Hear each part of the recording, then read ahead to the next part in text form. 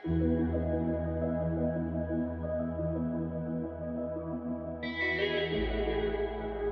శరణార్థులా ముందుగానైతే హిందూ బంధువులందరికీ జై శ్రీరామ్.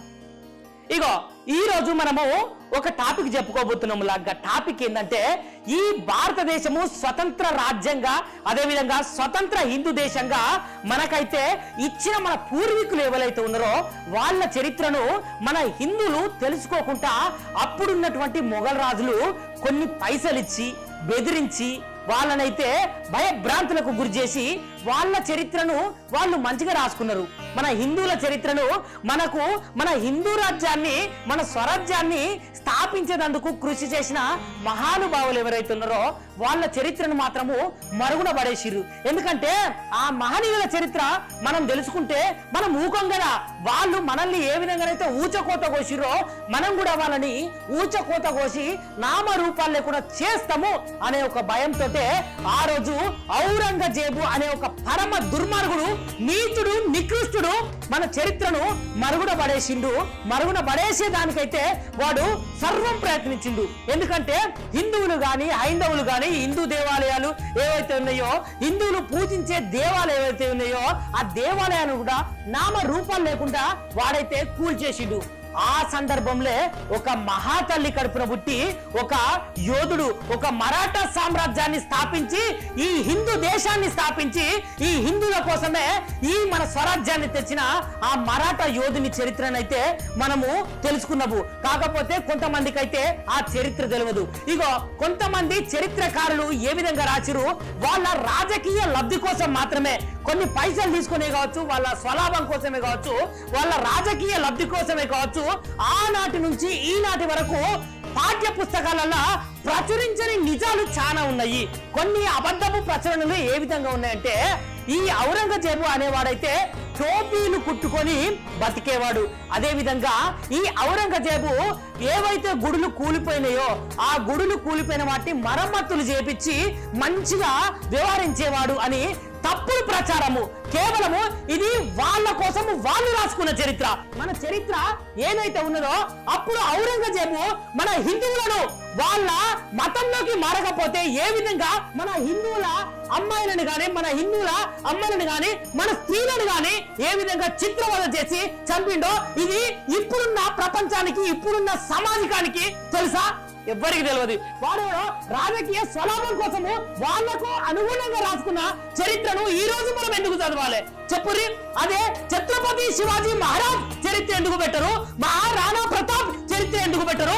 సంభాజీ మహారాజ్ చరిత్ర ఎందుకు పెట్టరు?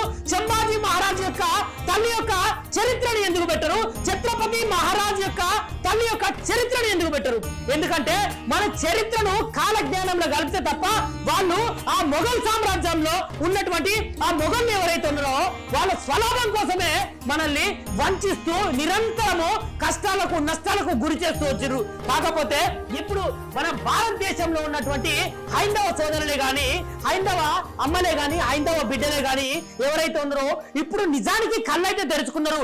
ఇక ముందు హిందువుల మీద గాని హిందువుల గుడుల మీద గాని ఏ దాడి చేయాలన్నా కన్నెత్తి చూడాలన్నా ఇప్పుడు వాళ్ళకు తగినటువంటి బుద్ధి చెప్పే ప్రధానానికి బుద్ధి చెప్పే విధానానికి ప్రతి ఒక్క హిందువు ఎదిగిండు. ఎందుకంటే ఇప్పుడున్న మన కొడుకులకే గాని మన బిడ్డలకే గాని మన మతం గురించి మన హిందుత్వం గురించి మన సనాతన ధర్మం గురించి నరాలల్లా ఇవిడినట్టు ప్రతి ఒక్క బిడ్డకు మనమే హితం బోధించాలి, మనమే గీతోపదేశం చేయాలి. ఎందుకంటే వాళ్ళకు సంబంధించిన బైబుల్నే గాని ఖురాన్నే గాని చిన్నప్పటి నుంచి వాళ్ళ పిల్లలకు చదివిస్తారు. మనం కూడా చిన్నప్పటి నుంచి భగవద్గీతనే గాని రామాయణమే గాని ఖచ్చితంగా మనమైతే పఠించే విధంగా చదివే విధంగా మన పిల్లలకు మనమే చెప్పుకోవాలి కదా. వాళ్ళకేమో ఫోన్లు వస్తే హలోజీ సలాం అలైకుం అని అంటాడు, వీడేమో పేజెల్లాడు అంటారు. మనము జై శ్రీరామ్ అనే నినాదం ఎందుకన్నా లేకపోతున్నాము?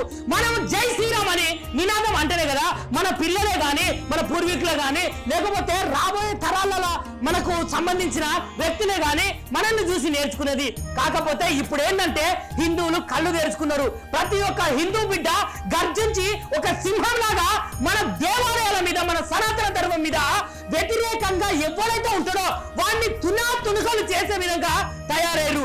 అదే విధంగా మన చరిత్రను పూర్వము మన రాజులు ఎవరైతే ఉన్నారో మన భారతదేశాన్ని హిందూ రాజ్యంగా మార్చిన మన గొప్ప గొప్ప మహనీయులు ఎవరైతే ఉన్నారో ఆ ఛత్రపతి శివాజీ గారే కావచ్చు, శంభాజీ గారే కావచ్చు, వాళ్ళ యొక్క చరిత్రను, మహారాణా ప్రతాప్ యొక్క చరిత్రను వీటిని పాఠ్య పుస్తకాలలో పెట్టి ఆ యొక్క పిల్లలకైతే ప్రతి ఒక్కరికి చదివే విధంగా ఇక నుంచైనా కళ్ళు తెరుచుకొని వాళ్ళకు జ్ఞానాన్ని నేర్పిద్దాము. ఎందుకంటే చరిత్ర అనేది మరుగున పడిపోయింది.